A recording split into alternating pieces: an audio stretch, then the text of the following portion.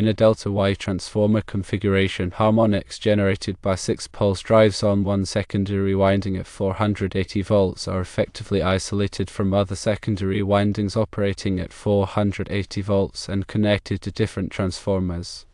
The delta winding provides a low impedance path for harmonic currents. This prevents them from propagating to the other secondary windings. Therefore, consider the harmonic impact of the 6 pulse drives on each individual 480 volt system, taking into account the impedance of the transformer feeding that system. Harmonics generated on one system will not affect the other 480 volt systems connected to different transformers. When conducting a harmonic study in a facility with multiple 4160 volts to 480 volts substations, each feeding numerous 6 pulse drives, a key question arises: will the harmonics generated on one 480 volt system affect other 480 volt systems powered by separate substations? Even that all the 4160 volts to 480 volts transformers are Delta-wye connected, the answer, in general, is no. Here's why the Delta-wye configuration plays a crucial role in isolating harmonic currents. The delta winding on the primary side of the transformer provides a closed path for circulating harmonic currents, specifically the zero-sequence harmonics like the 3rd, 9th, and 15th. These harmonics, produced by nonlinear loads such as 6 pulse drives, tend to flow within the delta winding rather than propagating to the secondary windings or other parts of the electrical system. The Y connection on the secondary side of the transformer, connected to the 480 volt system, is grounded. This grounding provides a reference point for the voltage and helps to stabilize the system. However, it also means that any harmonic currents that do manage to make it through the transformer will have a path to ground. The impedance of the transformer, including its leakage reactance, plays a vital role in limiting the flow of harmonic current. The higher the impedance, the more the transformer will impede the flow of harmonics from the primary to the secondary side. This impedance is particularly important at harmonic frequencies, which are multiples of the fundamental frequency of 60 Hz. Each 480 volt system should be analyzed independently for harmonic distortion. Focus on the specific loads connected to that system, the impedance of the transformer feeding that system, and the overall system impedance. The total harmonic distortion, often abbreviated THD, should be calculated for both current and voltage. THD is a measure of the amount of harmonic content present in a waveform compared to the fundamental frequency. High THD levels can lead to various problems, including overheating of equipment, nuisance, tripping of circuit breakers, and reduced equipment lifespan. The transformer's K-factor rating indicates its ability to withstand harmonic currents. A higher K-factor rating means the transformer can handle more harmonic current without overheating. It's crucial to ensure that the transformer's K-factor rating is adequate for the expected harmonic loads. Harmonic filters can be used to mitigate harmonic distortion. These filters are typically installed at the point where the harmonic producing loads connect to the system. There are two main types of harmonic filters: passive filters and active filters. Passive filters consist of inductors, capacitors, and resistors tuned to specific harmonic frequencies. They work by providing a low impedance path for harmonic currents, diverting them away from the rest of the system. Active filters use electronic components to actively inject harmonic currents that are equal in magnitude but opposite in phase to the harmonic currents produced by the loads. This cancels out the harmonic currents and reduces the overall harmonic distortion. In analyzing each 480 volt system, several key factors must be considered. Firstly, identify all the harmonic producing loads connected to the system. This includes 6 pulse drives, variable frequency drives, and other nonlinear loads. Secondly, determine the harmonic current spectrum produced by each load. This can be done using a power quality analyzer or by obtaining data from the equipment manufacturer.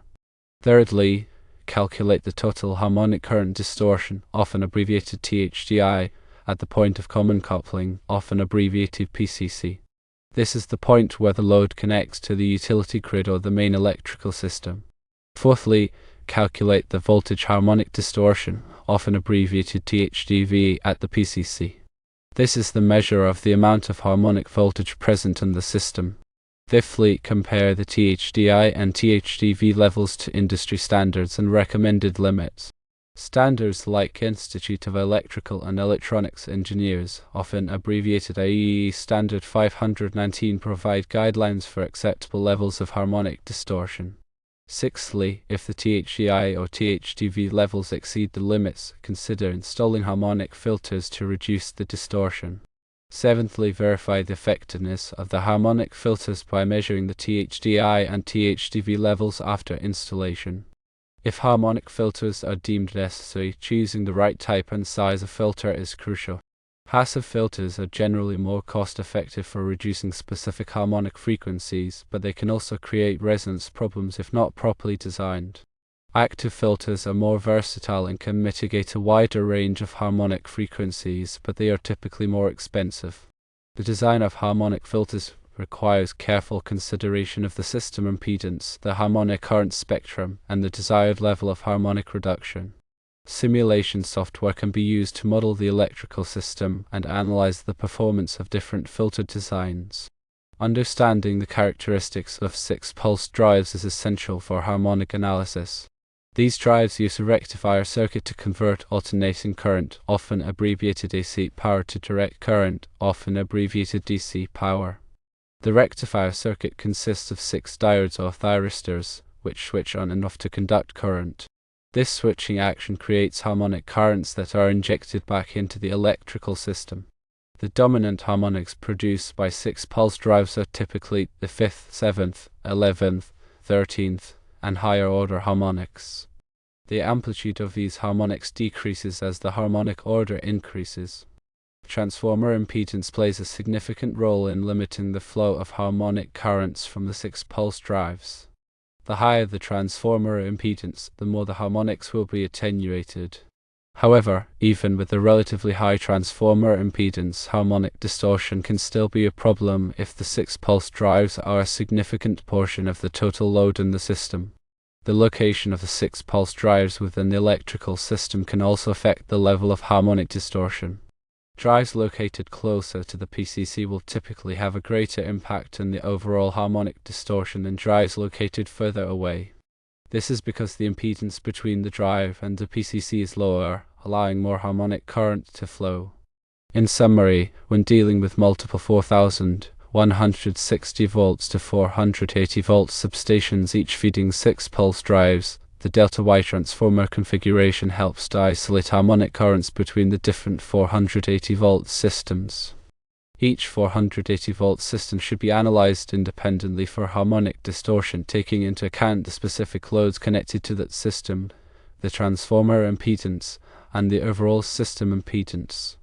If harmonic distortion levels exceed acceptable limits, harmonic filters can be used to mitigate the problem. Proper filter design and selection are crucial for achieving effective harmonic mitigation. Additionally, consider the impact of adding new drivers on the existing harmonic levels.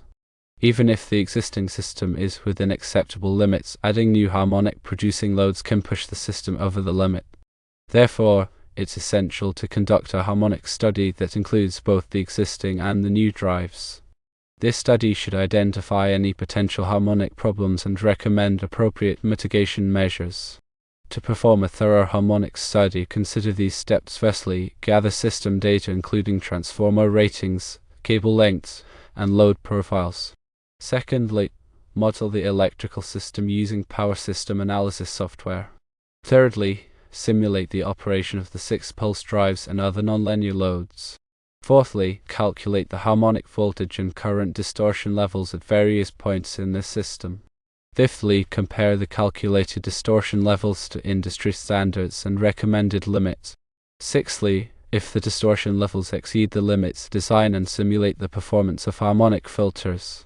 Seventhly, select the appropriate harmonic filters based on their performance, costs, and other factors.